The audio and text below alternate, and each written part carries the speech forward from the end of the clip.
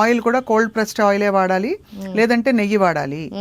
ఇప్పుడు ఇలాంటి కొన్ని బండ గుర్తులు వచ్చేసాయి మనకి, అందరూ తెలుసో తెలియకో ఫాలో అయిపోతున్నారు.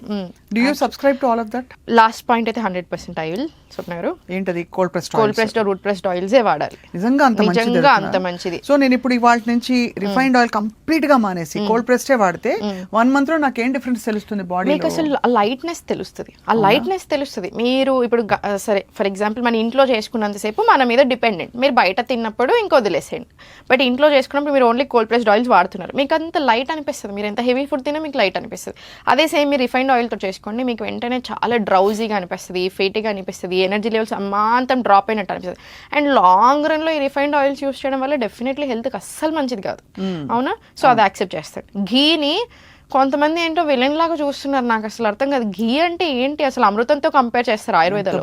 అవును, చాలా మంచిది. ఒక స్పూన్ నెయ్యి తినండి, చాలా చాలా మంచిది. తింటాను, మంచిగా తింటాను. మీకు పెళ్ళైందా? నాకు చిన్న బాబు కూడా ఉన్నాడు స్వప్న. ఎవరైనా చూడండి ఇక్కడ. అవ్వా, నాకు బాబు కూడా ఉన్నాడు. 5 year old. పెళ్ళైందా కాదని అడగబోతున్నాను. పెళ్ళయింది, ఒక కిడ్ ఉన్నాడు, 5 year old వాడు. వాడికి కూడా ఫుల్ నెయ్యి వేసి తినిపిస్తాను. మీ వారు కూడా నెయ్యి పెడతారా? పెడతాను. 100% నెయ్యి తినాలి. మనం అనుకుంటాం కానీ స్కిన్ చాలా బాగా అవుతుంది, మీ డైజెషన్ చాలా బాగుతుంది, జాయింట్స్ కి చాలా చాలా మంచిది. సో ఎన్ని అడ్వాంటేజెస్, హెయిర్ కి చాలా చాలా మంచిది.